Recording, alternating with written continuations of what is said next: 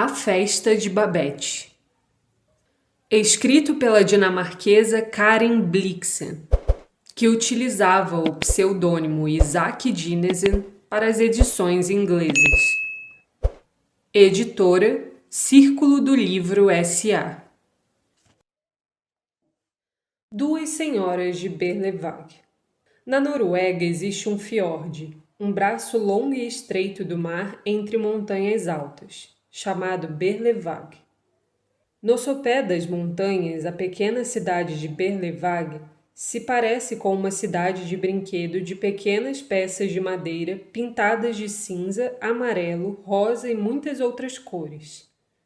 Há 65 anos, duas senhoras idosas moravam numa das casas amarelas. Outras senhoras daquela época usavam anquinhas, e as duas irmãs as poderiam ter usado tão graciosamente quanto as demais, pois eram altas e esguias. Porém, jamais tinham possuído qualquer artigo da moda. Tinham se vestido modestamente de cinza ou preto a vida toda. Chamavam-se Martine e Filipa, em homenagem a Martinho Lutero e seu amigo Filipe Melanchthon. O pai delas fora deão e profeta, fundador de um grupo ou seita eclesiástica piedosa, que era conhecida e respeitada em toda a Noruega. Seus membros renunciavam aos prazeres deste mundo, pois a terra e tudo o que continha não passavam para eles de uma espécie de ilusão, e a verdadeira realidade era a Nova Jerusalém pela qual ansiavam. Eles jamais praguejavam, comunicavam-se com um sim ou um não, e chamavam-se de irmão e irmã. O deão se casara tarde e a essa altura já tinha morrido há muito tempo. O número de seus discípulos decrescia a cada ano, ou então eles ficavam mais grisalhos, ou mais calvos, ou mais surdos. Estavam se tornando um tanto rabugentos e briguentos, e assim pequenos cismas estavam se formando na congregação. Mas ainda se reuniam para ler e interpretar a palavra de Deus. Todos conheciam as filhas do deão desde que elas eram crianças. Para eles ainda eram duas irmãzinhas, preciosas por causa do seu querido pai. Na casa amarela, elas sentiam que o espírito do mestre estava com elas. Ali sentiam-se à vontade e em paz. Essas duas senhoras tinham uma criada francesa para todo o serviço, Babette. Era uma coisa estranha para duas mulheres puritanas numa pequena cidade norueguesa. Podia até exigir uma explicação. O povo de Berlevåg encontrava a explicação na devoção e bondade das irmãs, pois as filhas do velho deão gastavam o seu tempo e a sua pouca renda em obras de caridade. Nenhuma criatura triste ou aflita lhes batia a porta em vão. E Babette chegara àquela porta há 12 anos, como uma fugitiva sem amigos, quase enlouquecida de dor e medo. No entanto, o verdadeiro motivo da presença de Babette na casa das duas irmãs seria encontrado no passado e nos recônditos dos corações humanos. O amor de Martine. Quando moças, Martine e Filipa tinham sido extraordinariamente bonitas, com a beleza quase sobrenatural das árvores frutíferas em flor ou da neve perpétua. Nunca eram vistas em bailes ou festas, mas as pessoas se viravam quando elas passavam nas ruas, e os rapazes de Berlevåg iam à igreja para vê-las caminhar pela nave lateral. A mais jovem também tinha uma linda voz, que aos domingos enchia a igreja de doçura. Para a congregação do deão, o amor terreno e o consequente casamento eram assuntos triviais, meras ilusões. Apesar disso, era possível que mais de um dos irmãos idosos estivessem dando às donzelas um valor superior aos rubis, e tivessem feito sugestões ao pai delas. O deão, porém, havia declarado que na sua vocação as filhas representavam suas mãos direita e esquerda. Quem iria querer privá-los delas? E as belas jovens tinham sido criadas com um ideal de amor celestial, Ele as preenchia e elas não se permitiam ser tocadas pelas chamas deste mundo. Mesmo assim, elas tinham perturbado a paz de espírito de 2 cavalheiros do mundo exterior a Belavag. Havia um jovem oficial chamado Lawrence Loewenhel, que levara uma vida dissipada na cidade em que servia e ficara endividado. No ano de 1854, quando Martini tinha 18 anos e Filipa 17, seu irado pai o mandara passar um mês com a tia em sua velha casa de campo de Fossum, perto de Belavag, onde teria tempo de meditar e se emendar. Certo dia, ele foi a cavalo até a cidade e encontrou Martini no mercado. Baixou os olhos para a bela mocinha e ela ergueu os olhos para o elegante cavalheiro. Após ela ter passado por ele desaparecido, o rapaz não estava seguro se devia ou não acreditar nos próprios olhos. Na família Loewenhel havia uma lenda segundo a qual há muito tempo um cavalheiro da família se casara com uma Hudri, um espírito feminino das montanhas da Noruega, tão bela que o ar à sua volta brilhava e oscilava. Desde então, ocasionalmente, alguns membros da família eram propensos a ter clarividências. Até então, o jovem Lawrence não percebera nenhum dom espiritual particular em si mesmo. Nesse momento, contudo, surgira diante dos seus olhos uma visão repentina e poderosa de uma vida mais elevada e pura, sem credores, sem cartas com sermões paternos, sem dores secretas e desagradáveis na consciência, e com um anjo meigo de cabelos dourados a orientá-lo e recompensá-lo. Por intermédio de sua piedosa tia, ele foi admitido à casa do deão e viu que Martini era ainda mais linda sem toucado. Acompanhava sua silhueta esguia com olhos cheios de adoração, mas abominava e desprezava o modo como agia na presença dela. Estava espantado e chocado com o fato de que não conseguia achar nada para dizer, e com a falta de inspiração no copo de água à sua frente. A misericórdia e a verdade, caros irmãos, juntaram-se, dizia o deão. A retidão e a felicidade beijaram-se. E os pensamentos do jovem estavam voltados para o momento em que Lawrence e Martini estivessem se beijando. Repetiu muitas vezes a visita, e a cada vez parecia aos próprios olhos ficar menor e mais insignificante e desprezível.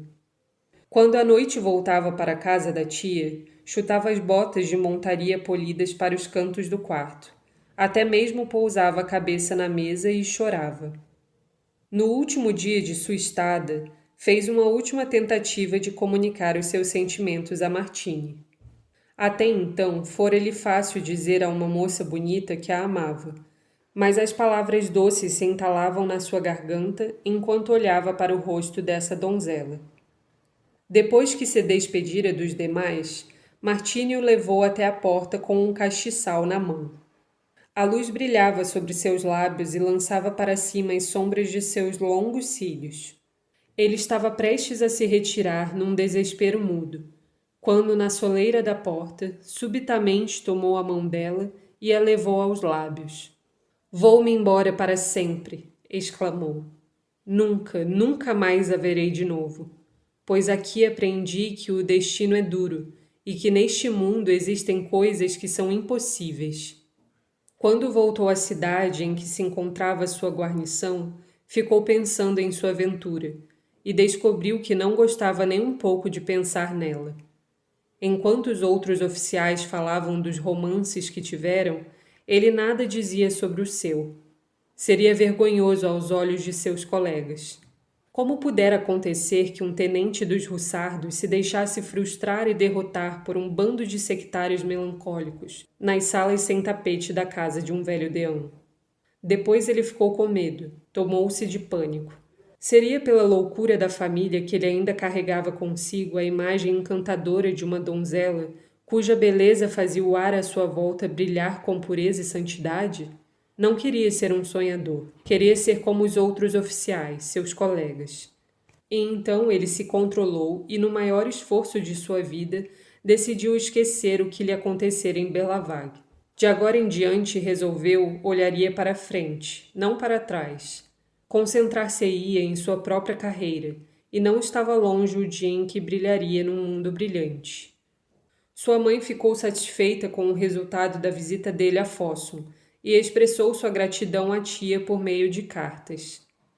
Ela não sabia por que caminhos estranhos e sinuosos o filho chegara a seu ponto de vista moral e feliz. O jovem oficial ambicioso logo chamou a atenção de seus superiores e fez um rápido progresso. Foi enviado para a França e para a Rússia e, ao voltar, casou-se com uma dama de companhia da rainha Sofia. Nesses círculos importantes, ele se movimentava com graça e desembaraço, satisfeito com seu meio ambiente e consigo mesmo. Chegou até a se beneficiar com palavras e ações que ficaram registradas em sua mente, da época da Casa do Deão, pois a devoção agora estava em voga na corte. Na Casa Amarela de Berlavague, Filipa às vezes mencionava o jovem bonito e silencioso que aparecera tão subitamente e também tão subitamente desaparecera. A irmã mais velha lhe respondia gentilmente, com um rosto límpido e sereno, e mudava de assunto. O amor de Filipa. Um ano depois, uma pessoa ainda mais ilustre do que o tenente Loinvenel veio a Berlavague. O grande cantor Achille Papin, de Paris, cantara durante uma semana na Ópera Real de Estocolmo, e ali arrebatara a plateia como sempre acontecia. Certa noite, uma dama da corte, que sonhava em ter um romance com um grande artista, descrevera-lhe as paisagens agrestes e grandiosas da Noruega. A natureza romântica dele ficara impressionada com a narração e planejara a sua volta para a França passando pela costa norueguesa. Porém, sentia-se pequeno naquele cenário sublime, sem ter com quem conversar. Caiu num estado melancólico em que se via como um velho, em final de carreira. Até que num domingo, quando não conseguia pensar em mais nada para fazer, foi à igreja e ouviu Filipa cantar. Então, num átimo, ele soube e compreendeu tudo. Pois ali estavam os cumes nevosos, as flores silvestres e as brancas noites nórdicas, traduzidos para o seu próprio idioma musical, e traduzidos até ele na voz de uma jovem. Como Laurence Loevenel, ele teve uma visão. Deus Todo-Poderoso, pensou, vosso poder é infindável, e vossa misericórdia alcança as nuvens. E aí está uma prima-dona da ópera, que deixará Paris a seus pés. Naquela época, Achille Papin era um belo homem de 40 anos, de cabelos pretos crespos e boca vermelha. A idolatrização das nações não o estragara. Era uma pessoa bondosa e honesta consigo mesma. Dirigiu-se à Casa Amarela, deu o seu nome, que nada significava para o Deão, e explicou que estava em Berlavague por motivo de saúde, e na sua estada ficaria feliz em ter a jovem como sua aluna. Não mencionou a Ópera de Paris, mas descreveu em detalhe como a senhorita Filipa passaria a cantar maravilhosamente na igreja para a glória do Senhor. Por um momento ele se descuidou, pois quando Deão lhe perguntou se era católico, respondeu a verdade, e o velho clérigo, que nunca tinha visto um católico em pessoa, empalideceu um pouco. Mesmo assim, o Deão ficou contente por falar em francês, o que lhe fazia lembrar a sua mocidade, quando estudara as obras do grande escritor luterano francês, Lefebvre d'Etaples. E como ninguém conseguia demover Achille Papin, quando ele realmente queria alguma coisa, no final o pai deu seu consentimento e comentou com a filha. Os caminhos de Deus percorrem o mar e as montanhas nevosas, onde os olhos do homem não enxergam os rastros. E assim o grande cantor francês e a jovem principiante norueguesa começaram a trabalhar juntos. A expectativa de Achille se transformou em certeza, e a sua certeza em êxtase. Pensou, eu me equivoquei ao imaginar que estava ficando velho. Meus maiores triunfos estão à minha frente. O mundo voltará a crer em milagres quando ela e eu cantarmos juntos. Depois de algum tempo, ele não conseguia guardar os seus sonhos para si, e contou-os a Filipa. Disse-lhe que ela se ergueria como uma estrela acima de qualquer diva do passado ou do presente. O imperador e a imperatriz, os príncipes, as grandes damas e os belos esprits de Paris a escutariam e derramariam lágrimas. O povo também a adoraria, e ela traria consolo e forças aos injustiçados e oprimidos. Quando saísse do grande ópera, de braço dado com seu mestre, a multidão desatrelaria os cavalos e a conduziria ao café anglais, onde uma ceia magnífica a esperava. Filipa não repetiu essas perspectivas ao pai ou à irmã, e pela primeira vez na vida guardou um segredo só para si. O mestre agora dera à aluna a parte de Zerlina na ópera Dom Giovanni, de Mozart, para que a estudasse. Ele próprio, como tantas vezes anteriormente, cantaria o papel de Dom Giovanni. Jamais cantara em toda a sua vida como agora. No dueto do segundo ato, que é chamado dueto da sedução, ele ficou empolgado com a música celestial e as vozes celestiais. Quando a última nota foi morrendo, agarrou as mãos de Filipa, puxou-a para si e beijou-a com solenidade, como um noivo beijaria a noiva diante do altar. Depois a soltou, pois o momento era sublime demais para qualquer outra palavra e movimento. O próprio Mozart estava olhando para aqueles dois. Filipa foi para casa, disse ao pai que não queria mais tomar lições de canto, e pediu-lhe que escrevesse ao Sr. Papin e lhe comunicasse isso. O Deão falou: "E os caminhos de Deus percorrem os rios, minha filha." Quando Aquile recebeu a carta do Deão, ficou imóvel por uma hora. Pensou: eu estava enganado. Minha época acabou. Jamais voltarei a ser o divino Papin. E este pobre jardim do mundo, cheio de ervas daninhas, perdeu o seu rouxinol. Dali a pouco pensou: qual será o problema com aquela fulana? Será porque a beijei por acaso? Finalmente pensou: perdi minha vida por um beijo e nem me recordo desse beijo. Dom Giovanni beijou Zerlina e Aquile Papin é quem paga o pato. Assim é o destino do artista. Na casa do Deão, Martini achou que o assunto era mais profundo do que parecia e perscrutou o rosto da irmã. Por um momento, ligeiramente trêmulo, ela imaginou que o cavalheiro católico pudesse ter tentado beijar Filipa. Não imaginou que a irmã pudesse ter ficado surpresa e assustada com algo de sua própria natureza. Aquile Papin tomou o primeiro navio que saía de Berlavague. As irmãs pouco falavam desse visitante do mundo exterior. Faltavam-lhes palavras com que discutir esse assunto. Uma carta de Paris. 15 anos mais tarde, numa chuvosa noite de junho de 1871, a corda da campainha da Casa Amarela foi vigorosamente puxada 3 vezes. As donas da casa abriram a porta e depararam com uma mulher robusta, morena, mortalmente pálida, com um embrulho no braço, que as fitou, deu um passo à frente e desmaiou na soleira da porta. Assim que as senhoras assustadas a reanimaram, ela se sentou, lançou-lhes mais um olhar com os seus olhos encovados e o tempo todo, sem dizer palavra, remexeu nas roupas molhadas e retirou uma carta, que lhes entregou. A carta era realmente endereçada a elas, mas estava escrita em francês. As irmãs fizeram um esforço conjunto e a leram. Dizia o seguinte: Senhoras, lembram-se de mim? Ah, quando penso nas senhoras, o coração se enche de lírios do vale silvestres. Será que a lembrança do afeto de um francês irá tocar seus corações para salvar a vida de uma francesa?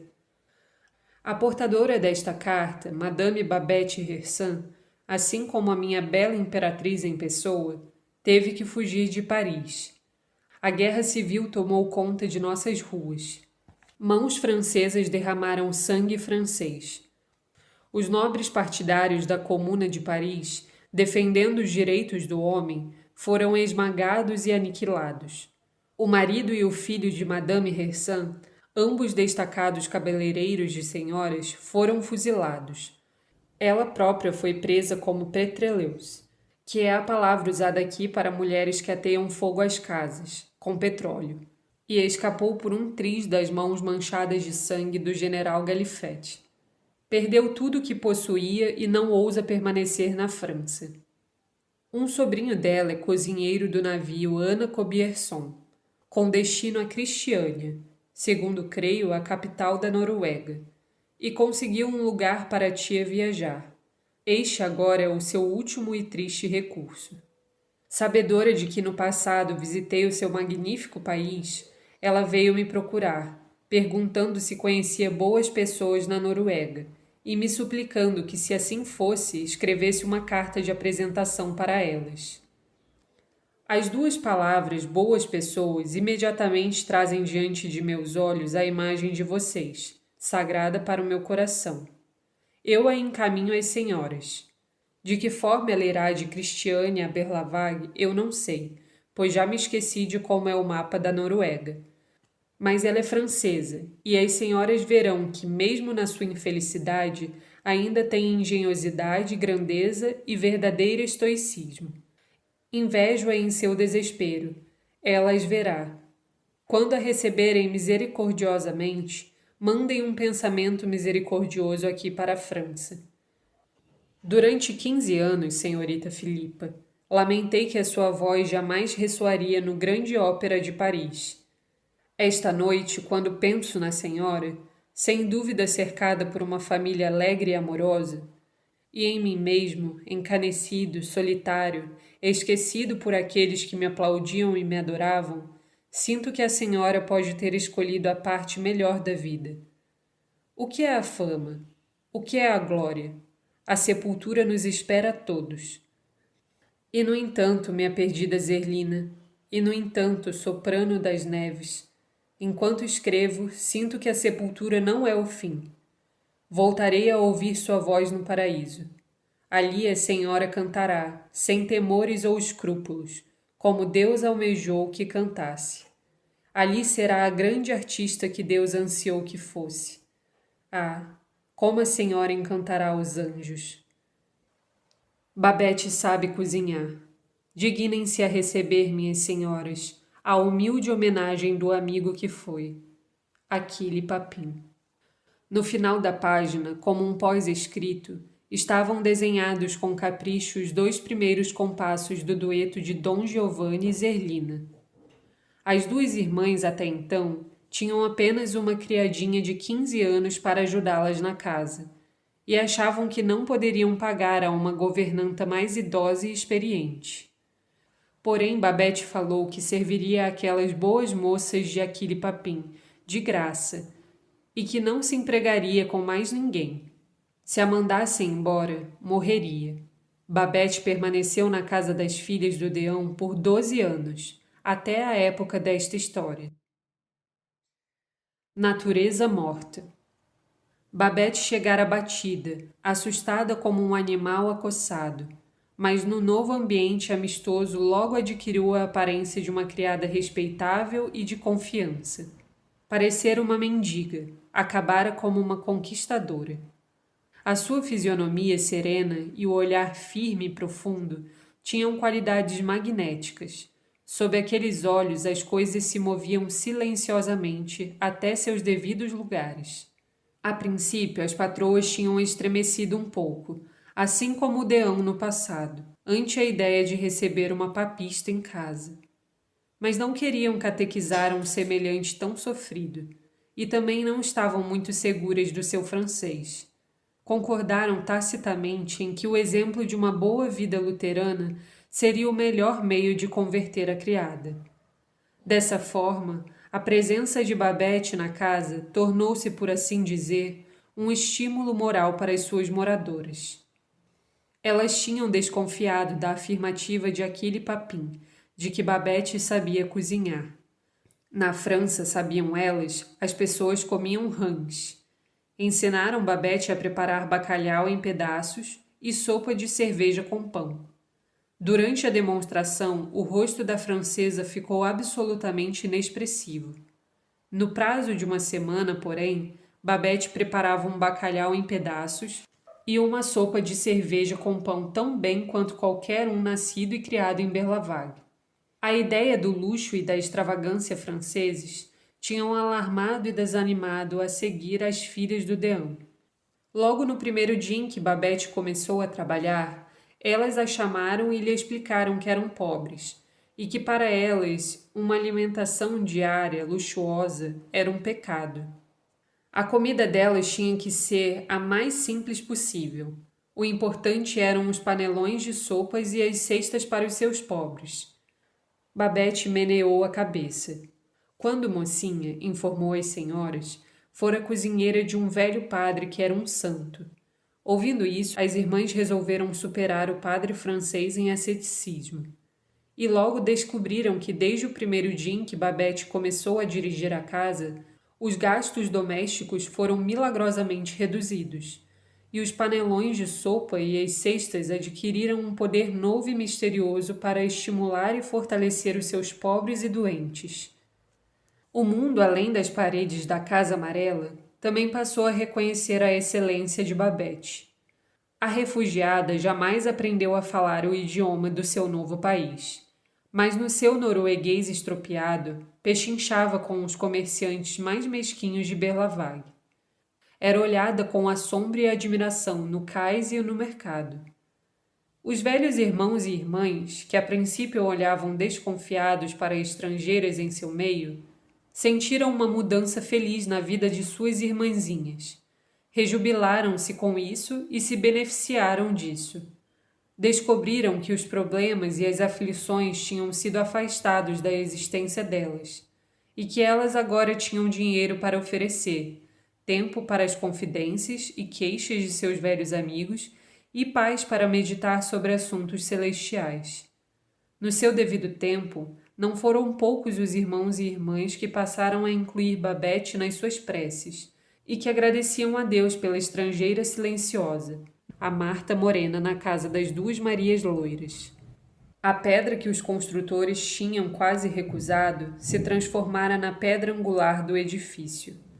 As senhoras da Casa Amarela eram as únicas a saber que a sua pedra angular tinha uma feição misteriosa e alarmante, como se de alguma forma se relacionasse com a pedra negra de Meca, a própria Caaba.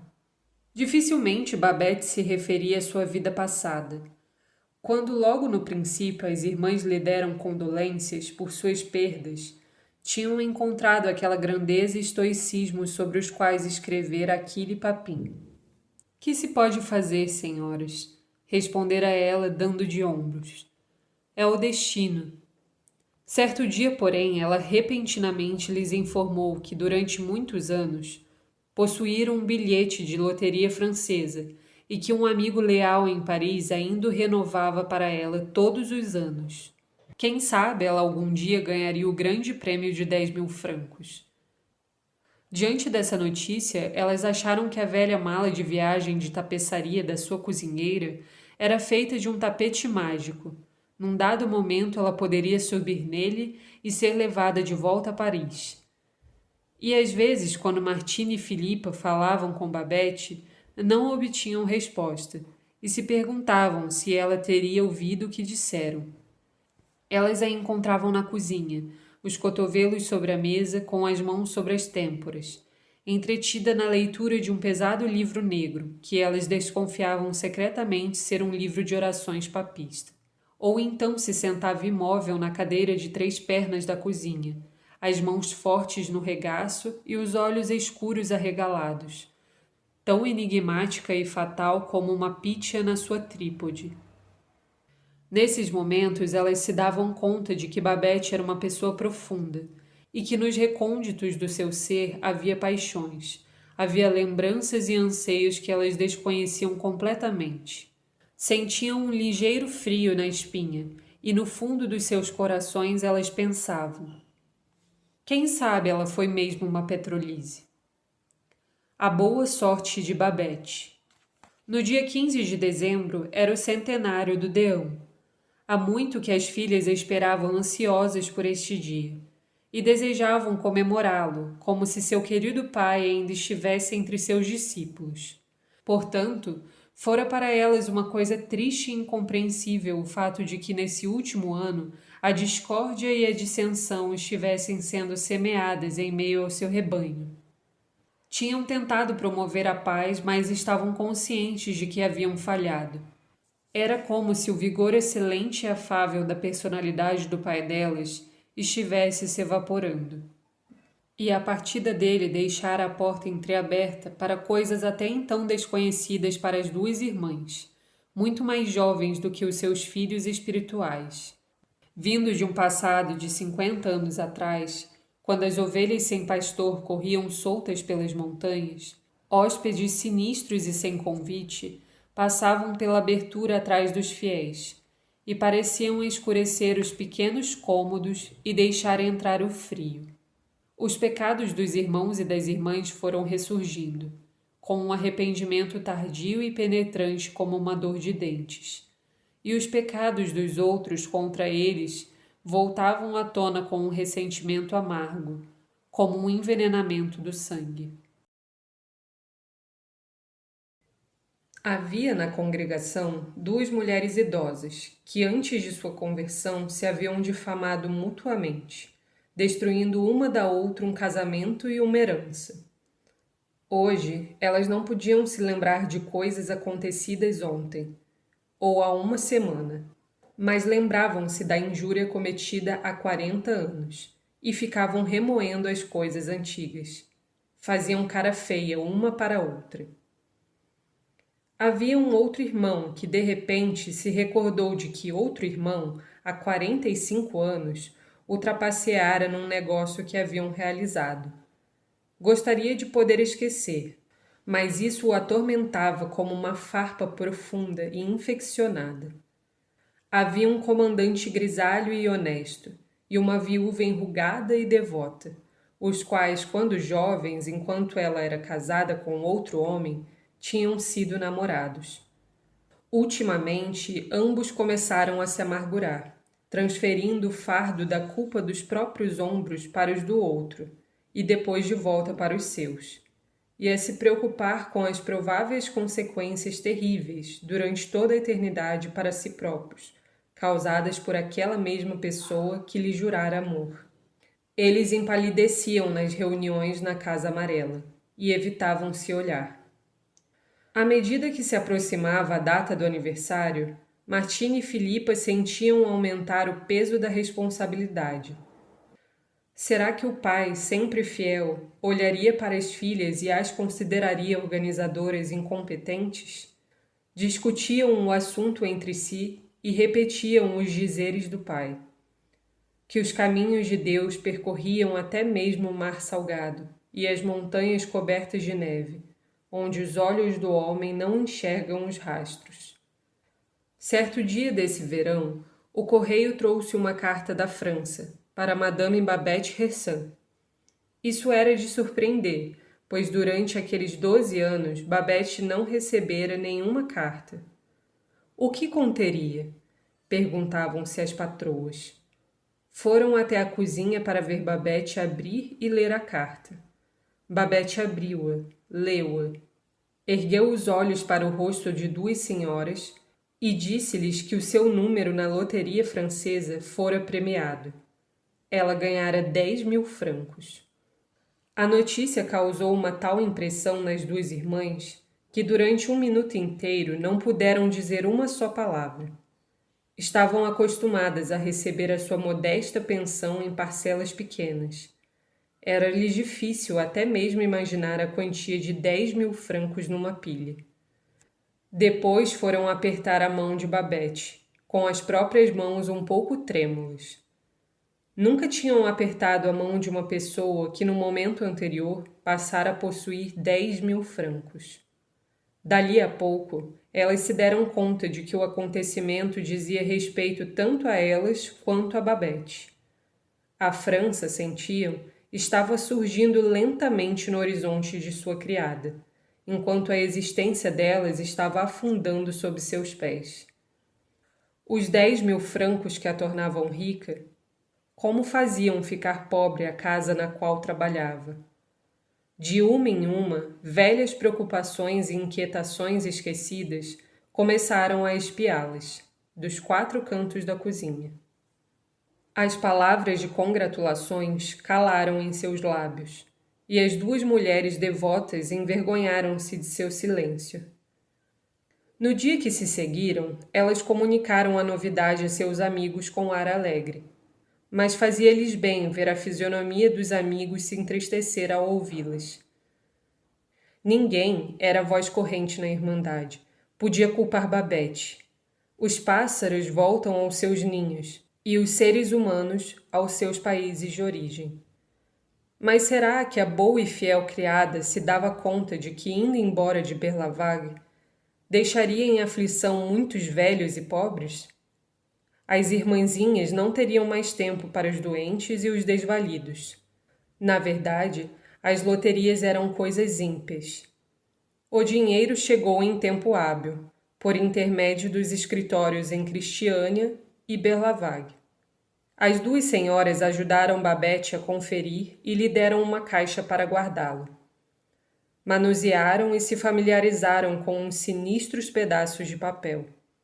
Não tinham coragem de perguntar a Babette sobre a data da sua partida. Ousariam esperar que ela ficasse até o dia 15 de dezembro? As patroas nunca souberam bem até que ponto a cozinheira conseguia acompanhar ou compreender as suas conversas particulares. Assim ficaram surpresas quando, num entardecer de setembro, Babette entrou na sala de estar, mais humilde e submissa do que jamais a haviam visto, para pedir um favor. Implorava-lhes, dizia ela, que a deixassem preparar um jantar de comemoração pelo centenário do deão. As senhoras não pretendiam fazer nenhum jantar. Uma ceia muito simples com uma xícara de café era a refeição mais sustuosa para a qual já haviam convidado alguém. Porém, os olhos escuros de Babette estavam ansiosos e súplices, como os de um cão. Concordaram que ela fizesse o que queria. O rosto da cozinheira se iluminou diante dessas palavras. Ela, no entanto, tinha mais a dizer. Queria, disse, preparar um jantar francês, um autêntico jantar francês, ao menos daquela vez. Martina e Filipa se entreolharam. Não gostaram da ideia, não sabiam direito o que implicaria. Mas a própria estranheza do pedido as desarmou. Não tinham argumentos para refutar a proposta do preparo de um autêntico jantar francês. Babette soltou um longo suspiro de felicidade, mas mesmo assim não se mexeu. Tinha mais um pedido a fazer. Suplicou que as patroas permitissem que ela pagasse o jantar francês com o seu próprio dinheiro. Não, Babette! Exclamaram as senhoras. Como podia ela imaginar uma coisa dessa? Acreditava que lhe permitiriam gastar o seu dinheiro precioso com comida e bebida, ou com elas? Não, Babette, de maneira alguma. Babette deu um passo à frente. Havia algo de impressionante no gesto, como uma onda se erguendo. Teria se adiantado daquele modo em 1871 para fincar uma bandeira vermelha numa barricada? Ela falou, no seu norueguês estranho, com clássica eloquência francesa. Sua voz era como uma canção. Senhores, alguma vez durante 12 anos, ela lhes pedira um favor? Não. E por que não? As senhoras que fazem as suas preces diariamente podem imaginar o que significa para um coração humano não ter uma prece para fazer? E por que motivo Babette oraria? Por nenhum. Essa noite tinha uma prece para fazer, do fundo do seu coração. Não acham, então, minhas senhoras, que lhes cabe atendê-la? Com a mesma alegria com que o bom Deus lhe atendeu as suas próprias? As senhoras ficaram caladas por algum tempo. Babette tinha razão. Era o seu primeiro pedido nesses 12 anos. Provavelmente seria o último. Pensaram no assunto. Afinal, disseram uma para a outra, a cozinheira agora estava em melhor situação do que elas, e um jantar não poderia fazer diferença para uma pessoa que possuía 10.000 francos. Quando por fim deram o seu consentimento, Babette se modificou completamente. Elas viram que quando moça fora linda, e se perguntaram se nesse momento elas próprias não se tinham tornado para ela, pela primeira vez, as pessoas boas, da carta de Achille Papin. A tartaruga. Em novembro, Babette fez uma viagem. Tinha preparativos a fazer, disse às patroas, e precisaria de uma licença de 1 semana ou 10 dias. Seu sobrinho, que a trouxera aquela vez até Cristiânia, ainda fazia viagens até aquela cidade. Precisava ir vê-lo e conversar com ele. Babette enjoava no mar. Descrever a sua única viagem de navio, da França à Noruega, como a experiência mais horrível de sua vida. Agora parecia estranhamente composta. As senhoras sentiam que o coração dela já estava na França. Depois de 10 dias, ela voltou a Berlavaga. Fez tudo como queria? Perguntaram as senhoras. Sim, ela respondeu. Tinha encontrado o sobrinho e lhe dado uma lista das mercadorias que devia trazer para ela da França. Para Martine e Filipa, aquelas eram palavras nebulosas, mas não tinham vontade de falar da partida dela, portanto não lhe fizeram mais perguntas. Babette esteve um tanto nervosa nas semanas seguintes, mas em certo dia de dezembro, ela anunciou triunfante às patroas que as mercadorias tinham chegado a Cristiânia. Tinham sido baldeadas para ali, chegando precisamente naquele dia a Berlavaga. Acrescentou que contrataram um velhote com um carrinho de mão para transportá-las do porto à casa. Mas que mercadorias, Babette? Perguntaram as senhoras. Ora, madames, replicou Babette, os ingredientes para o jantar de aniversário. Louvado seja Deus, tinham todos chegado em bom estado de Paris. A essa altura, Babette, como o gênio da garrafa do conto de fadas, tinha aumentado de tamanho e assumido tais dimensões que as patroas se sentiam pequenas diante dela. Enxergavam agora o jantar francês vindo em sua direção, uma coisa de natureza e proporções incalculáveis. Porém, nunca em sua vida tinham deixado de cumprir uma promessa. Ficaram nas mãos da cozinheira. Mesmo assim, quando Martine viu um carrinho cheio de garrafas entrando pela sua cozinha, ficou imóvel. Tocou nas garrafas e ergueu uma delas. — O que há nesta garrafa, Babette? Perguntou em voz baixa. — Não é vinho? — Vinho, madame, respondeu Babette. — Não, madame. É um Clos Vougeot, 1846. Dali a um momento, acrescentou. Do Philippe, na rua Monterguier. Martine nunca desconfiara de que os vinhos recebiam nomes. À noitinha, ela abriu a porta quando a campainha tocou e deu de cara novamente com o carrinho de mão, dessa vez com um marujo ruivo a empurrá-lo, como se o velho a essa altura estivesse esgotado. O jovem abriu um sorriso para ela enquanto retirava do carrinho um objeto grande, indefinível. A luz do lampião parecia uma pedra preto esverdeada. Mas quando colocada no chão da cozinha, de repente projetou uma cabeça de réptil e a moveu ligeiramente de um lado para o outro. Martine tinha visto fotos de cágados e quando criança tivera um cágado de estimação. Mas essa coisa era de um tamanho monstruoso e terrível de se ver. Ela se retirou da cozinha sem uma só palavra. Passou uma noite quase insone. Pensou no pai e achou que justamente no aniversário dele, ela e a irmã estavam emprestando a casa para um sabá de feiticeiras. Quando por fim pegou no sono, teve um sonho horrível, em que via Babette envenenando os velhos irmãos e irmãs, Filipa e ela própria. Levantou-se bem cedinho, vestiu o manto cinzento e saiu para a rua escura. Foi de casa em casa, abriu o coração aos irmãos e irmãs e confessou a sua culpa. Ela e Filipa, explicou, não tinham tido má intenção. Tinham atendido o pedido da criada e não haviam previsto o que poderia acontecer. Agora não sabia dizer o que seria dado aos convidados no centenário do pai, para comer ou beber. Não chegou a mencionar a tartaruga, mas ela estava presente no seu rosto e na voz. Os velhos, como já foi dito, conheciam Martina e Filipa desde que elas eram pequenas. Todos as tinham visto chorar amargamente por causa de uma boneca quebrada. As lágrimas de Martine trouxeram lágrimas aos seus próprios olhos. Reuniram-se à tarde e discutiram um problema. Antes de se separarem, prometeram uns aos outros que, pelo bem das irmãzinhas, naquele grande dia não tocariam no assunto de comida e bebida. Nada que fosse posto à sua frente, até mesmo rãs ou caracóis, arrancaria uma palavra de seus lábios. Mesmo assim, disse um irmão de barbas brancas, a língua é um pequeno membro e se vangloria de grandes coisas. Nenhum homem pode domar a língua.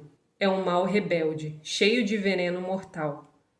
No dia do nosso mestre, limparemos nossa língua de todo paladar e a purificaremos de todo deleite ou desprazer dos sentidos, guardando-a e preservando-a para as coisas mais elevadas de louvor e ação de graças. Tão poucas coisas aconteciam na existência serena da Irmandade de Berlavague que, nesse momento, eles ficaram profundamente emocionados e exaltados. Selaram o voto com um aperto de mão e para eles era como se os estivessem fazendo diante do rosto de seu mestre. No domingo de manhã começou a nevar. Os flocos brancos caíam rápidos e grossos. As pequenas vidraças da casa amarela ficaram forradas de neve. Logo cedo, um serviçal de fósforo trouxe um bilhete para as duas irmãs.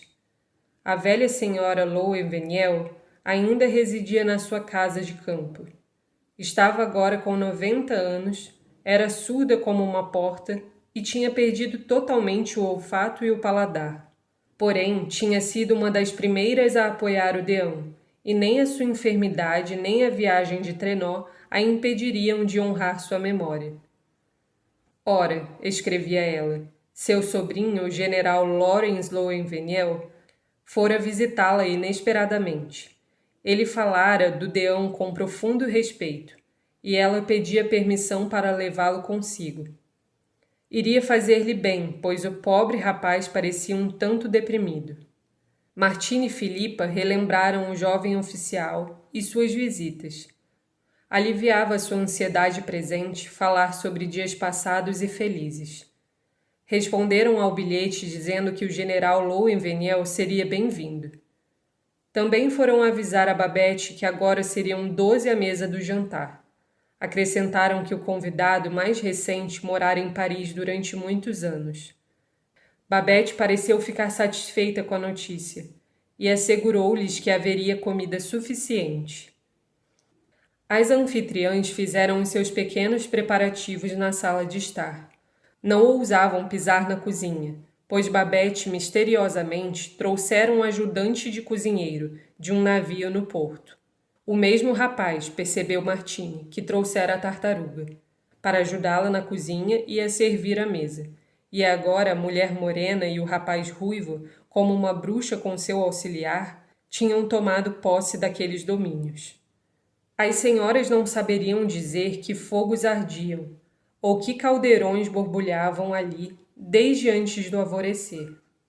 Toalhas de mesa tinham sido magicamente passadas, e os pratos lavados.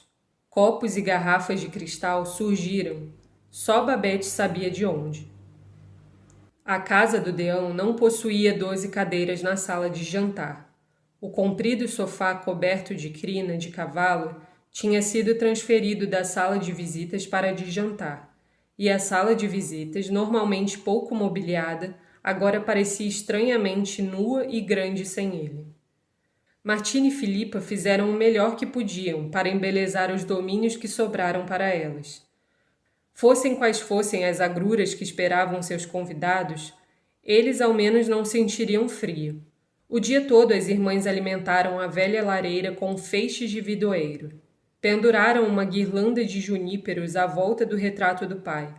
e colocaram castiçais na pequena escrivaninha da mãe sob o retrato. Queimaram gravetos de junípero para que o cheiro se espalhasse pela sala. O tempo todo imaginavam se com esse tempo o trenó vindo de Fosson conseguiria chegar. Finalmente puseram seus melhores vestidos pretos e as cruzes de ouro da crisma.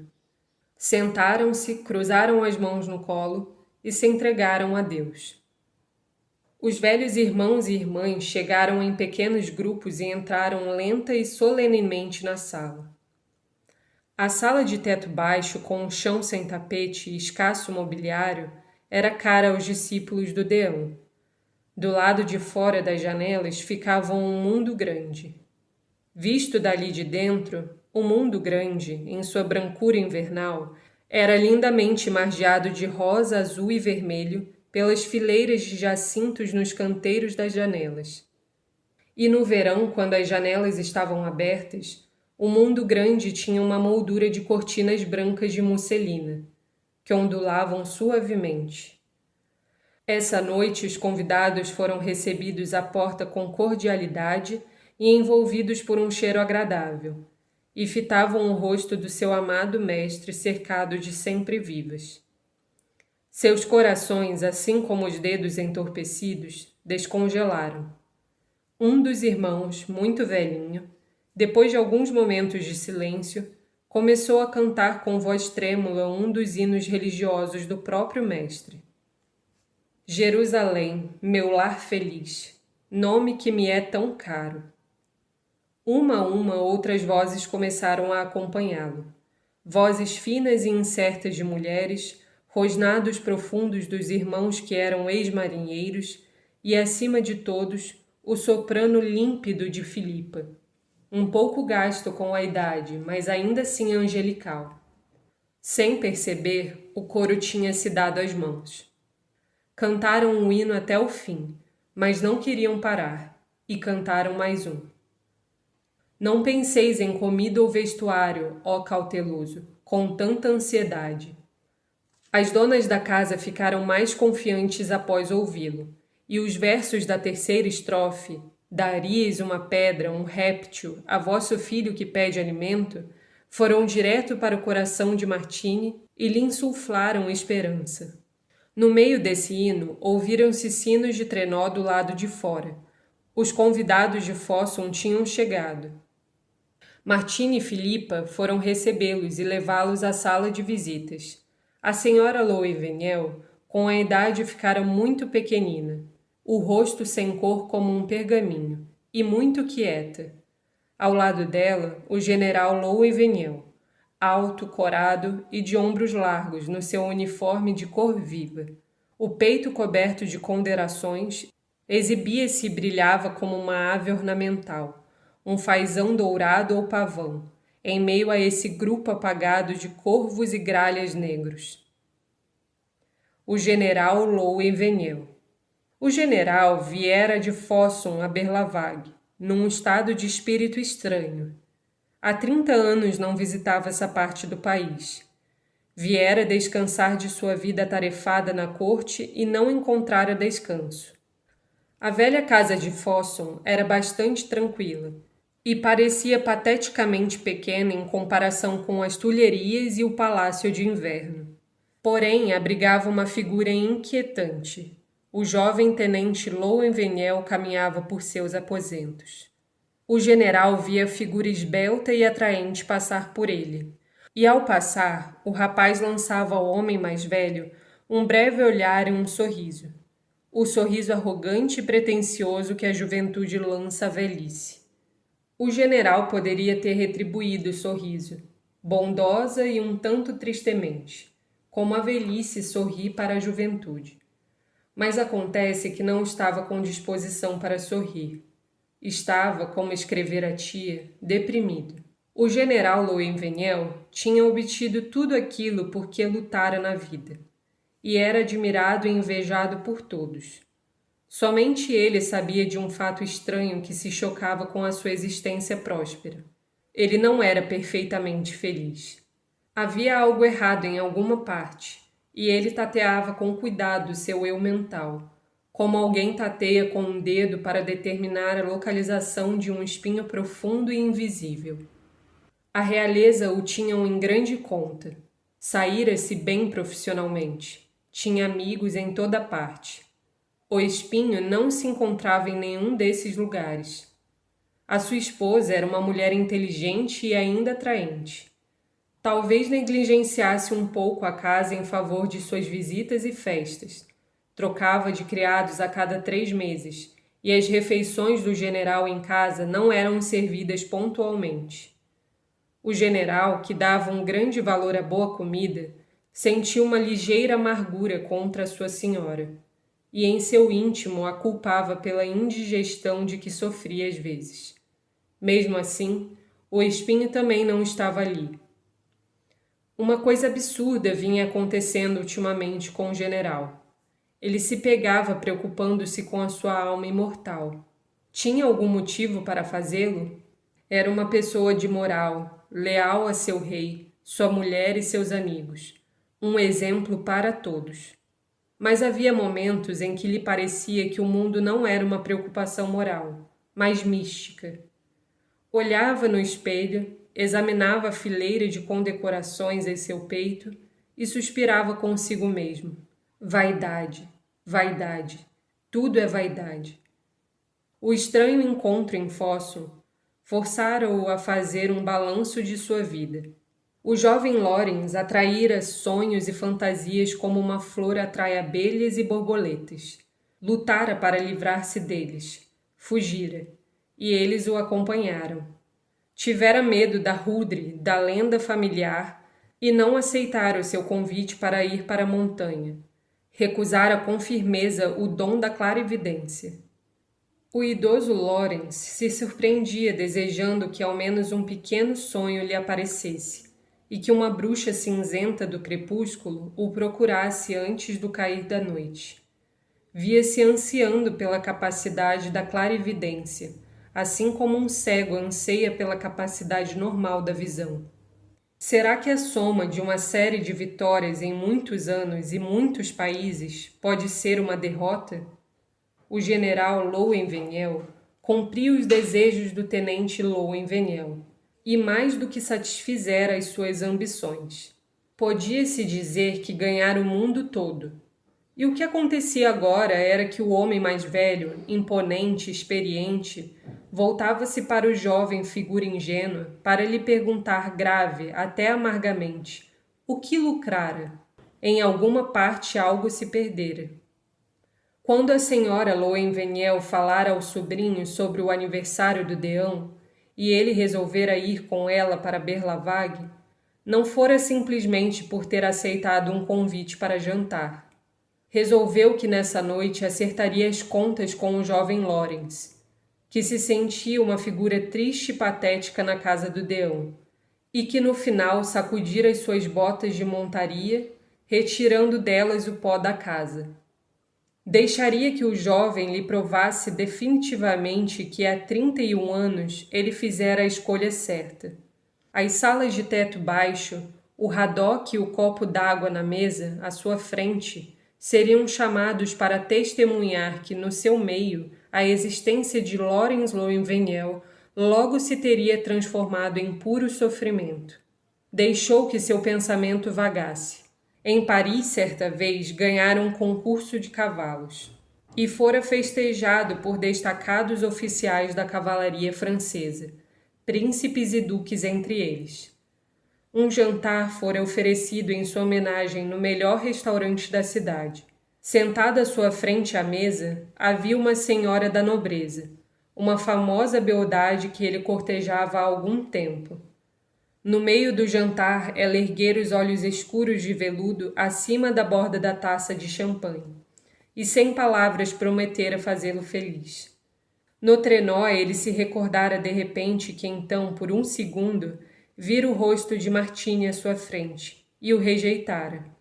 Durante algum tempo, ouviu o tilintar dos sinos do trenó. Depois sorriu um pouco ao refletir como essa noite ele dominaria a conversa ao redor daquela mesma mesa a qual o jovem Lawrence Louwenveniel se sentara calado. Grandes flocos de neve caíam densamente. Os rastros do trenó eram apagados com rapidez. O general Louenvenel sentava-se imóvel ao lado da tia, o queixo enterrado na gola alta de peles do casaco. Quando o auxiliar ruivo de Babette abriu a porta da sala de jantar e os convidados cruzaram a soleira lentamente, eles se largaram as mãos e ficaram em silêncio.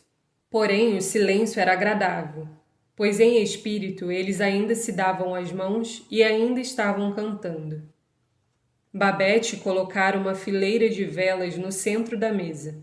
As pequenas chamas brilhavam nos casacos e vestidos negros, e no único uniforme escarlate, e se refletiam nos olhos límpidos, úmidos. O general Louenvenel viu o rosto de Martine à luz das velas, como vira quando ambos se tinham separado, há 30 anos. Que marcas 30 anos de vida em Berlavague teriam deixado nesse rosto? Os cabelos dourados estavam agora com algumas mechas cor de prata. O rosto de flor lentamente se transformara em alabastro. Mas como a testa era serena, como os olhos eram tranquilamente confiantes, como a boca era pura e doce, como se nenhuma palavra áspera jamais tivesse passado por seus lábios. Quando todos estavam sentados, o membro mais idoso da congregação fez a oração de graças, com as próprias palavras do deão. Que meu alimento mantenha meu corpo, que meu corpo sustente minha alma, que minha alma, em atos e palavras, dê graças por todas as coisas ao Senhor. Diante da palavra alimento, os convidados, com a cabeça idosa inclinada sobre as mãos dobradas, lembraram-se de que tinham jurado não pronunciar uma palavra sobre o assunto, e em seu coração reforçaram o voto feito, nem sequer pensariam nele. Estavam se sentando para fazer uma refeição. Bem, as pessoas também o tinham feito nas bodas de Caná. E a graça de Deus se manifestara ali no próprio vinho, tão plenamente quanto em qualquer outro lugar. O auxiliar de Babette encheu um pequeno copo diante de cada um deles. Eles o ergueram aos lábios solenemente, confirmando a sua resolução. O general Louenvenel, um tanto desconfiado do vinho, sorveu um pequeno gole. Ficou espantado. Ergueu o copo primeiro ao nariz e depois aos olhos, e pousou-o sobre a mesa, confuso. Que coisa estranha, pensou. Amontilado, e o melhor amontilado que já provei. Dali a um momento, a fim de testar seus sentidos, tomou uma pequena colherada da sopa, depois uma segunda, e largou a colher. Isto é extremamente estranho, falou consigo mesmo, pois não é que estou tomando sopa de tartaruga? E que sopa de tartaruga? Foi tomado por um pânico esquisito e esvaziou o copo. Em geral, em Berlavague, as pessoas não falavam muito enquanto comiam. Porém, nessa noite, as línguas estavam soltas. Um velho irmão contou a história de seu primeiro encontro com o deão. Outro relembrou o sermão que há 60 anos fora o responsável por sua conversão. Uma mulher idosa, a primeira para quem Martine contara a sua aflição, lembrou aos amigos como em todas as situações difíceis, qualquer irmão ou irmã estava pronto para partilhar o fardo de qualquer um. O general Louenvenel, que deveria dominar a conversa à mesa do jantar, relatou como a coleção de sermões do deão era um dos livros favoritos da rainha. Porém, quando foi servido um novo prato, ele ficou em silêncio. Incrível, disse consigo mesmo. É um blinis demi-dove. Olhou para os outros comensais. Estavam todos comendo serenamente os seus pratos, sem o menor sinal de surpresa ou aprovação, como se o viessem fazendo diariamente há 30 anos. Uma irmã no outro lado da mesa começou a falar nos estranhos acontecimentos ocorridos quando o deão ainda estava entre seus filhos, e que se poderia ousar chamar de milagres. Lembram-se, perguntou, daquela vez em que ele prometera um sermão de Natal na aldeia do outro lado do fiorde? Durante uma quinzena, o tempo fora tão inclemente que nenhum capitão ou pescador se arriscaria a fazer a travessia. Os aldeões estavam perdendo as esperanças, mas o Deão lhes disse que se nenhum barco levasse, ele iria até eles caminhando sobre as ondas. E eis que 3 dias antes do Natal, a tempestade parou. A temperatura baixou tanto que o fiorde congelou de margem a margem. E isso era algo que jamais acontecera, na lembrança de nenhum homem. O garoto voltou a encher os copos. Dessa vez, os irmãos e irmãs sabiam que o que lhes fora dado para beber não era vinho, pois espumava. Devia ser algum tipo de limonada. A limonada combinou com seu estado de espírito exaltado e pareceu erguê-los do solo até uma esfera mais elevada e mais pura. O general Louwenveniel voltou a pousar o copo sobre a mesa. Virou-se para o vizinho da direita e lhe disse: "Mas sem dúvida esse é um Velvet Liqueur 1860. O vizinho de mesa olhou para ele gentilmente, sorriu e fez um comentário sobre o tempo. O auxiliar de Babette tinha as suas instruções. Enchia os copos da Irmandade somente uma vez, mas voltava a encher o do general tão logo ele ficava vazio. O general esvaziava-o rapidamente repetidas vezes, pois como deve um homem ajuizado se portar quando não pode confiar em seus sentidos? É melhor ficar bêbado do que louco. Era frequente, durante uma boa refeição, o povo de Berlavague se sentir um pouco pesado. Essa noite não era assim. Os convívios ficavam mais leves no peso e mais leves de coração quanto mais comiam e bebiam. Não precisavam mais lembrar-se de seu voto. Era apenas, davam-se conta, quando o homem esquecia e renunciava com firmeza a toda ideia de comida e bebida, que ele comia e bebia com o espírito certo. O general Louwenveniel parou de comer e ficou imóvel. Mais uma vez foi transportado para aquele jantar em Paris de que se lembrava no trenó. Um prato incrivelmente rebuscado e delicioso fora servido ali. Ele perguntara seu nome ao vizinho de mesa, Coronel Galifete, e o coronel lhe dissera, todo sorridente, que se chamava Codorna no Sarcófago. Disseram-lhe ainda que o prato fora inventado pelo chefe de cozinha do restaurante em que estavam jantando, uma pessoa conhecida em toda Paris como o maior gênio culinário da época, e que era, surpreendentemente, uma mulher. E, na verdade, dissera o coronel Galifete, essa mulher está transformando um jantar no café anglais numa espécie de caso de amor. Um caso de amor de categoria nobre e romântica, onde não se faz mais distinção entre o apetite e a saciedade do corpo e do espírito. Eu já duelei uma vez por uma bela dama. Por nenhuma outra mulher em Paris, meu jovem amigo, eu derramaria meu sangue com mais boa vontade. O general Louwenveniel se voltou para o seu vizinho da esquerda e disse-lhe: "Mas isto é codorna no sarcófago." O vizinho, que estivera ouvindo a descrição de um milagre, olhou distraído para ele. Depois balançou a cabeça e respondeu: "Sim, sim, claro. O que mais seria?" Dos milagres do mestre, a conversa ao redor da mesa se tinha voltado para os milagres menores de bondade e prestimosidade realizados diariamente pelas suas filhas. O irmão idoso, que primeiro começara a cantar o hino, citou um velho ditado do Deão: "As únicas coisas que poderemos levar de nossa vida na terra são aquelas que demos." Os convidados sorriram. Que nababos não seriam os pobres e simples donzelas no outro mundo. O general Louwenveniel não se espantava mais com nada. Quando, dali a alguns minutos, viu uvas, pêssegos e figos frescos à sua frente, riu para o seu vizinho do outro lado da mesa e comentou: "Belas uvas!" O vizinho replicou. Depois vieram até o vale de Escol e dali cortaram um ramo de vide com um cacho de uvas, o qual trouxeram 2 homens numa vara. Então o general achou que era chegada a hora de fazer um discurso. Levantou-se e ficou aprumado. Ninguém mais à mesa de jantar se tinha levantado para falar. Os anciãos ergueram os olhos para o rosto acima deles em alegre e feliz expectativa. Estavam acostumados a ver marujos e vagabundos caindo de bêbados com um gin grosseiro da região, mas não reconheciam num guerreiro e cortesão a embriaguez causada pelo mais nobre vinho do mundo. O discurso do general Louwenvenel. A misericórdia e a verdade, meus amigos, juntar-se-ão, disse o general. A retidão e a felicidade beijar-se-ão.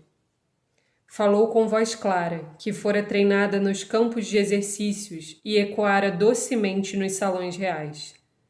E, no entanto, estava falando de um modo tão novo para si mesmo e tão estranhamente comovente que, após a primeira frase, teve que fazer uma pausa, pois tinha o hábito de fazer com cuidado seus discursos, conciso de seu objetivo. Mas aqui, em meio à congregação simples do deão, era como se a figura do general Louwenvenel, o peito coberto de medalhas, não passasse de um porta-voz para uma mensagem que precisava ser dada. O homem, meus amigos, disse o general Louwenvenel, é frágil e tolo.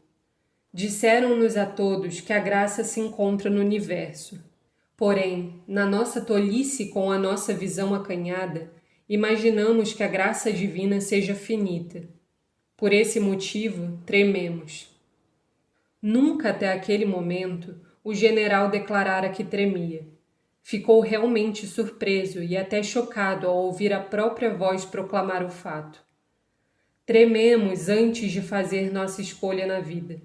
E depois de tê-la feito, novamente trememos de medo de ter feito a escolha errada. Mas chega o momento em que nossos olhos se abrem e enxergamos e percebemos que a graça é infinita. A graça, meus amigos, exige de nós apenas que esperemos com confiança e aceitemos com gratidão. A graça, irmãos, não impõe condições, nem destaca ninguém em especial. A graça nos acolhe a todos no regaço e proclama anistia geral. Vejam, aquilo que escolhemos nos é dado, e aquilo que recusamos também e ao mesmo tempo nos é concedido.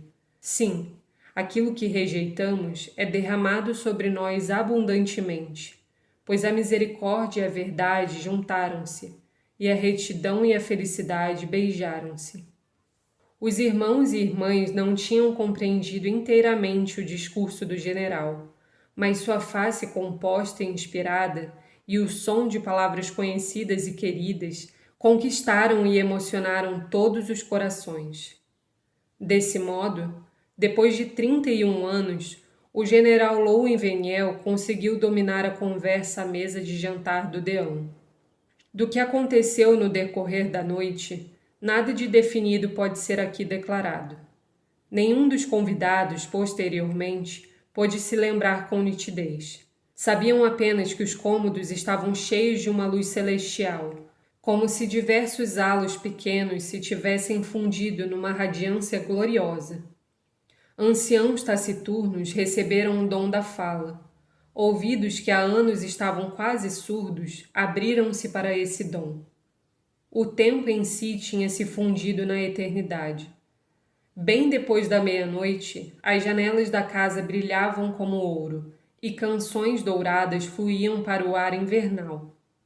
As duas mulheres idosas, que se tinham difamado mutuamente, agora em seus corações voltaram a um passado bem longínquo, anterior ao período negro em que se haviam ofendido, para aqueles dias de sua juventude em que se estavam preparando para a crisma, e de mãos dadas enchiam as estradas ao redor de Berlavague com suas canções. Um irmão da congregação socou o outro nas costelas, como uma carícia rude entre meninos, e exclamou: "Você me passou a perna com aquela madeira, seu salafrário." O irmão a quem ele se dirigira dessa forma quase desabou numa explosão celestial de riso, mas as lágrimas lhe escorriam dos olhos. "Passei sim, querido irmão," respondeu. "Passei sim." O comandante Halvorsen e a senhora Opegarden de repente se encontraram juntinhos num canto e se beijaram. Um beijo longo, para o qual seu caso de amor secreto e inseguro da juventude nunca deixara tempo. O rebanho do velho Deão era formado de gente humilde. Quando posteriormente se lembravam dessa noite, nunca ocorreu a nenhum deles que talvez pudessem estar exaltados pelo próprio mérito. Perceberam que a graça infinita de que falara o general Louwenveniel lhes fora concedida, e nem se admiravam com o fato, pois não tinha passado da realização de uma esperança onipresente. As ilusões vãs desta terra se tinham dissolvido diante de seus olhos como fumaça, e haviam enxergado o universo como ele realmente era. Tinha-lhe sido dada uma hora do milênio. A velha senhora Louwenveniel foi a primeira a ir embora. O sobrinho a acompanhou, e suas anfitriãs iluminaram-lhes o caminho até a porta. Enquanto Filipa ajudava a anciã a vestir seus diversos agasalhos, o general pegou a mão de Martini e segurou-a demoradamente, sem dizer palavra. Por fim disse: Tenho estado com você todos os dias da minha vida. Você sabe, não sabe, que isso é verdade? Sim, respondeu Martini. Sei que é verdade. E continuou ele: Estarei com vocês todos os dias que me restam. Todas as noites eu me sentarei, se não em carne, que nada significa, mas em espírito, que é tudo, para jantar com você como esta noite. Pois esta noite eu aprendi, querida irmã, que neste mundo qualquer coisa é possível. Sim, querido irmão, concordou Martini. Nesse mundo qualquer coisa é possível. Com essas palavras, separaram-se. Quando a festa finalmente se encerrou, tinha parado de nevar. A cidade e as montanhas estavam cobertas de um esplendor branco e irreal, e o céu cintilava com milhares de estrelas. Na rua, a neve estava tão funda que era difícil andar. Os convivas da Casa Amarela oscilavam, tropeçavam, sentavam-se abruptamente ou caíam de quatro, e ficavam cobertos de neve, como se, na verdade, seus pecados tivessem sido lavados e se tornado brancos como a lã. E nessa indumentária inocente e recuperada estivessem brincando como cordeirinhos. Para cada um deles era uma felicidade ter se tornado uma criancinha. Também era uma piada abençoada observar os velhos irmãos e irmãs, que se levavam muito a sério nessa espécie de segunda infância celestial. Eles tropeçavam e se levantavam, caminhavam ou ficavam parados, de mãos dadas, tanto no corpo quanto no espírito. Em certos momentos parecendo dançar a grande corrente beatificada dos lanceiros. Abençoado seja, ressoava por todos os lados, como um eco da harmonia das esferas. Martini e Filipa ficaram paradas por muito tempo nos degraus de pedra na frente da casa. Não sentiam frio. As estrelas chegaram mais perto, disse Filipa. Chegarão todas as noites, disse Martini serenamente. É provável que não volte a nevar. Nisso, todavia, ela se enganou. Dali a uma hora recomeçou a nevar, e uma nevasca como nunca se vira em Berlavague. Na manhã seguinte, as pessoas mal podiam abrir as portas de suas casas por causa da neve alta que as bloqueava. As janelas das casas estavam de tal modo cobertas de neve que, como se contou por muitos anos depois, muitos cidadãos da aldeia não se deram conta de que o dia nascera e dormiram até tarde. A grande artista. Quando Martini e Filipa trancaram a porta, lembraram-se de Babette. Uma pequena onda de ternura e piedade as percorreu. Apenas Babette não participara da felicidade da noite. Então foram para a cozinha, e Martini disse a Babette: Foi um jantar muito gostoso, Babette. Seus corações se encheram subitamente de gratidão. Deram-se conta de que nenhum dos seus convidados dissera uma só palavra sobre a comida. Na verdade, por mais que tentassem, nem elas mesmas conseguiam se lembrar de nenhum dos pratos servidos. Martini se recordou da tartaruga. Ela nem se mostrou e agora parecia muito indistinta e longínqua. Era bem possível que não tivesse passado de um pesadelo. Babette se sentara sobre o cepo, cercada por uma quantidade tão grande de panelas e frigideiras negras e engorduradas como as patroas jamais tinham visto na vida. Estava tão branca e tão mortalmente exausta quanto a noite em que ali aparecera pela primeira vez e desmaiara na soleira da porta. Depois de um longo tempo, olhou direto para elas e disse: Eu já fui cozinheira no café anglais. Martini repetiu.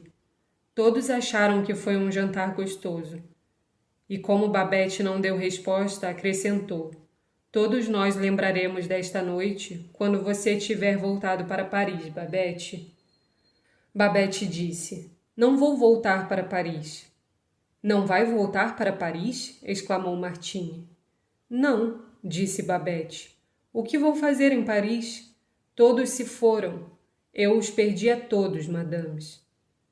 Os pensamentos das irmãs se voltaram para Madame Ressan e seu filho, e elas disseram: Ah, minha pobre Babette. Sim, eles todos se foram, disse Babette. Todos. Os estranhos nomes e títulos das pessoas que Babette perdera confundiram ligeiramente as duas senhoras, mas havia uma perspectiva tão infinita de tragédia em seu comunicado que, em seu estado de espírito receptivo, sentiram as perdas que ela tinha como suas e ficaram com os olhos cheios de lágrimas. Depois de mais um longo silêncio, Babette subitamente sorriu de leve para elas e disse: E como voltaria para Paris, madames? Não tenho dinheiro. Não tem dinheiro? Exclamaram as irmãs, como que com uma só boca. Não. E os 10.000 francos?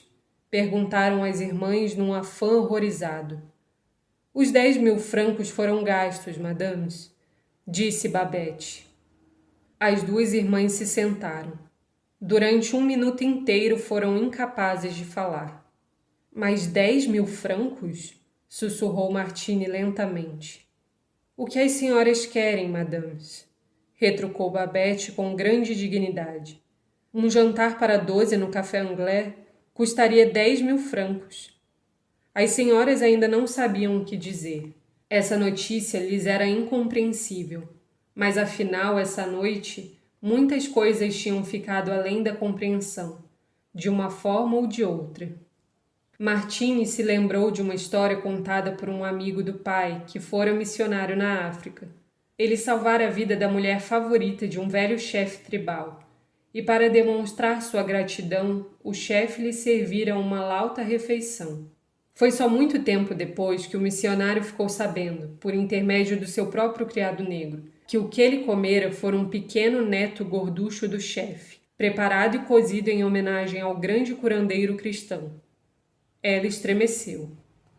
O coração de Filipa, porém, estava se derretendo em seu peito. Parecia que uma noite inesquecível seria encerrada como uma prova inesquecível de lealdade e dedicação humanas. Cara Babette, disse suavemente, você não devia ter gasto tudo o que possuía por nossa causa. Babette lançou à patroa um olhar profundo, um olhar estranho. Não haveria piedade e até mesmo desdém no fundo dele? Por vocês? Replicou. Não, por minha causa. Ela se levantou e ficou parada diante das duas irmãs. Eu sou uma grande artista, exclamou. Esperou um momento e depois repetiu. Sou uma grande artista, madames. Novamente, por longo tempo, fez-se um profundo silêncio na cozinha. Depois Martini disse, então agora você vai ser pobre a vida inteira, Babette? Pobre? Disse Babette. Sorriu como que para si mesma. Não, nunca serei pobre. Já lhes disse que sou uma grande artista. Uma grande artista, madame, nunca é pobre. Temos algo, madames, que as outras pessoas desconhecem. Enquanto a irmã mais velha não encontrava palavras para dizer, no coração de Filipa vibravam cordas profundas, esquecidas. Pois antes desse dia, há muito tempo, ela ouvira falar do café anglais. Antes desse dia, há muito tempo, ouvira os nomes da lista trágica de Babette. Levantou-se e deu um passo na direção da criada. Mas toda essa gente que você mencionou, disse, esses príncipes e pessoas importantes de Paris que citou Babette, você mesma lutou contra eles. Fez parte da Comuna de Paris. Esse general mandou fuzilar seu marido e seu filho. Como pode lamentar a perda dessa gente? Os olhos escuros de Babette se encontraram com os de Filipa. Sim, confirmou. Fiz parte da Comuna de Paris. Graças a Deus fiz parte da Comuna. E essas pessoas que mencionei, madames, eram mais e cruéis. Deixavam o povo de Paris morrer de fome. Oprimiam e prejudicavam os pobres. Graças a Deus fiquei de pé sobre uma barricada. Carreguei as armas dos meus homens. Porém, mesmo assim, madames, não voltarei a Paris agora que essa gente de quem falei não está mais lá. Ficou imóvel, imersa em seus pensamentos. Sabem, madame, disse finalmente, aquela gente me pertencia, era minha. Eles tinham sido criados e treinados a um custo que as senhoras jamais poderiam imaginar ou acreditar, para compreender que grande artista eu sou. Eu podia fazê-los felizes. Quando me esforçava ao máximo, podia fazê-los perfeitamente felizes. Fez uma pequena pausa. A mesma coisa aconteceu com Achille Papin, observou. Com Achille Papin? Perguntou Filipa. Sim, com o seu Papin, minha pobre senhora, disse Babette. Ele mesmo me disse. É terrível e insuportável para um artista ser encorajado a fazer, ser aplaudido por fazer, menos do que pode. No mundo todo ecoa um longo grito do coração do artista. Permitam que eu faça o meu máximo. Filipa se dirigiu a Babette e a abraçou. Sentiu o corpo da cozinheira como um monumento de mármore de encontro ao seu, mas ela própria se sacudia e tremia da cabeça aos pés. Durante algum tempo, não conseguiu falar. Depois sussurrou. No entanto, isto não é o fim. Sinto, Babette, que isso não é o fim. No paraíso, você será a grande artista que Deus almejou que fosse. Ah, acrescentou com lágrimas lhe escorrendo pelas faces. Ah, como você encantará os anjos! Se você gostou dessa leitura, se inscreva no meu canal para escutar outros audiobooks como esse. Sua inscrição é muito importante para o crescimento do canal.